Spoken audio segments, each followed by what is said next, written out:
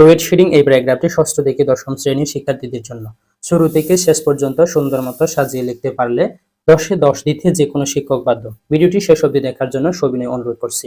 Load shedding means the suspension of the supply of electricity for a certain period. Suspension অর্থ হচ্ছে স্থগিত। Load shedding অর্থ হচ্ছে কিছু সময়ের জন্য বিদ্যুৎ সরবরাহের বন্ধকে বোঝায়।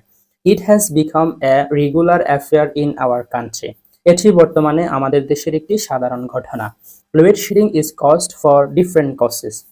লোড শেডিং বিভিন্ন কারণে হতে পারে। The insufficient production of electricity in our country is the main causes of load shedding. Insufficient অর্থ হচ্ছে অপর্যাপ্ত। বিদ্যুতের অপর্যাপ্ত উৎপাদন আমাদের দেশের লোড শেডিং এর প্রধান কারণ। Misuse of electricity is the another causes. Misuse অর্থ হচ্ছে অপব্যবহার। বিদ্যুতের অপব্যবহার তার অন্য একটি কারণ। Illegal connection of electricity is also responsible for load shedding. Responsible অর্থ দায়ী। অবৈধ সংযোগ লোড শেডিং এর জন্য দায়ী। On the other hand, অন্যথায় government is not sincere to produce electricity in proportion to our demand. সরকার আমাদের চাহিদার তুলনায় বিদ্যুৎ উৎপাদন করতে পারে না। So due to load shedding, production in mills and factories decreases. Decreases অর্থ হচ্ছে কমে যায়। সুতরাং মিলস এবং ফ্যাক্টরির উৎপাদন কমে যায়।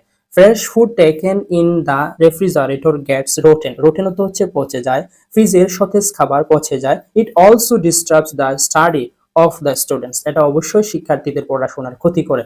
After all, শেষে load shedding affects the economy of our country. Load shedding আমাদের দেশের অর্থনীতির উপর প্রভাব ফেলে। ইলিগাল কানেকশন অবৈধ সংযোগ and system laws should also be stopped. এবং সিস্টেম লস বন্ধ করা উচিত। Please subscribe the channel.